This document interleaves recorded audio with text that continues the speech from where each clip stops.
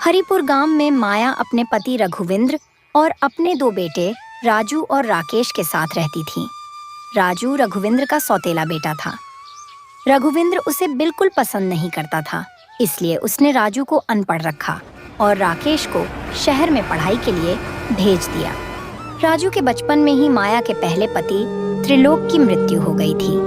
पति का साथ और राजू को पिता का प्यार देने के लिए माया ने रघुविंद्र से विवाह कर लिया।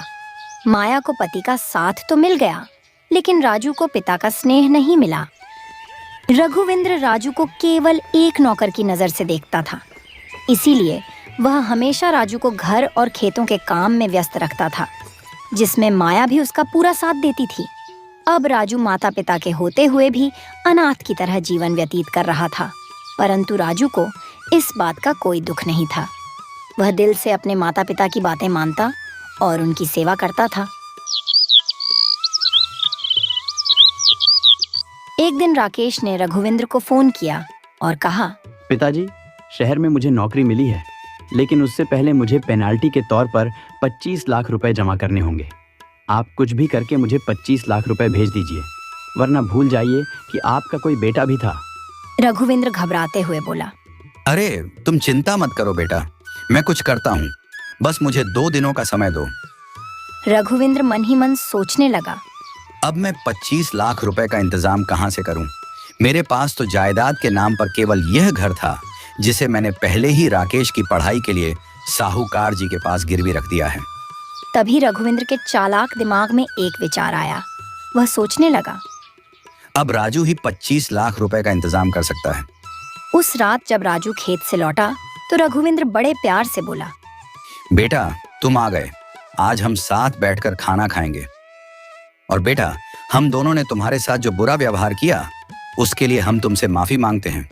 राजू बोला, नहीं पिताजी, आप ऐसा क्यों कह रहे हैं? आपका मुझ पर अधिकार है। मैंने कभी भी उन बातों को गंभीरता से नहीं लिया। आप दोनों मेरे माता पिता हैं। यह मेरा सौभाग्य है कि मुझे आप दोनों की सेवा करने का अवसर मिल रहा है। रघुविंद्र मगरमच्छ के आंसू बहाते हुए कहने लगा, एक तुम हो जो हमारी नफरत को भी प्यार समझते हो, और एक तुम्हारा भाई राकेश है जो नौकरी के लिए 25 लाख रुपए नहीं मिले तो हमें छोड़ देने की धमकी दे रहा है। इतने में माया ने कहा, बेटा, अब तुम ही कुछ कर सकते हो। राजू ने आश्चर्य से पूछा, माँ, मैं भला क्या कर सकता हूँ? बेटा, जो 5 एकड़ जमीन पर तुम खेती करते हो, वह जमीन त्रिलोक ने मरने से पहले तुम्हारे नाम कर दी थी। अगर तुम चाहो तो उसे बेचकर पैसों का इंतजाम कर सकते हो, जिससे तुम्हारे भाई की नौकरी लग जाएगी। पर माँ, वह जमीन पिताजी की आखिरी निशानी है और उसी पर खेती करके ही हमारा गुजारा होता है। रघुविंद्र बोला, छोड़ो बेटा, इस गांव और मिट्टी में क्या रखा है? तुम्हारे भाई की नौकरी लग जाएगी तो हम सब शहर में उसके पास चले जाएंगे और अमीरों की तरह जीवन जिएंगे। रघुविंद्र और माया की चिकनी चुपड़ी बातों में आकर राजू जमीन बेचने के लिए तैयार हो गया। रघुविंद्र ने राजू से कागजों पर अंगूठा लगवा लिया।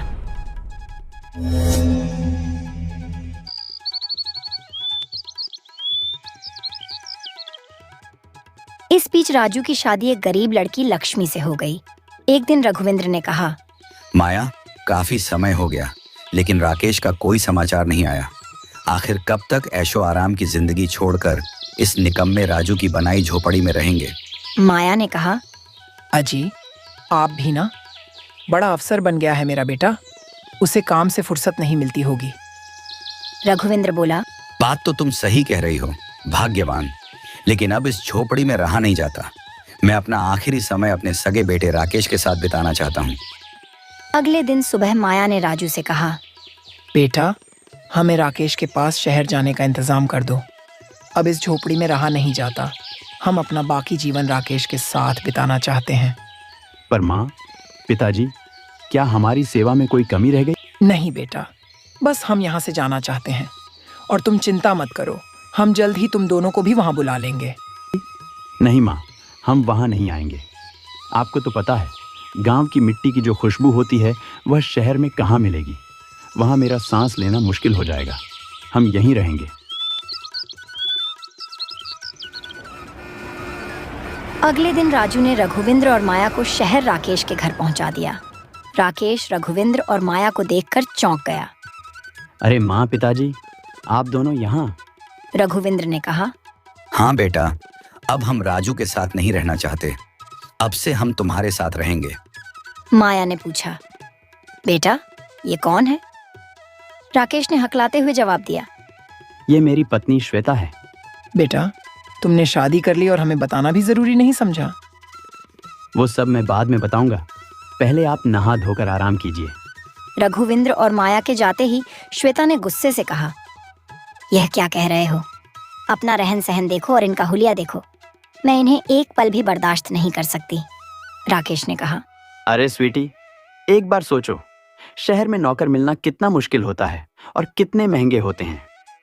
अगर हम माँ पिताजी को नौकर बनाकर रखें तो घर का सारा काम हो जाएगा और पैसे भी नहीं देने पड़ेंगे। इतना कहकर दोनों हंसने लगे, पर यह बात रघुविंद्र और माया ने सुन ली। दोनों रोते हुए अपने के पर पछताने लगे। माया ने कहा, चलो जी, हम अपने बेटे राजू के पास चलते हैं। रघुविंद्र ने रोते हुए कहा, किस मुंह से उसके पास जाएंगे जिसने हमारी इतनी सेवा की, अपनी दौलत लुटा दी? उसे हम हमेशा सौतेला बेटा समझते रहे। यह हमारे कर्मों की सजा है। अब हम राजू के जीवन में बोझ नहीं बनेंगे। जो है जैसा है रहने दो।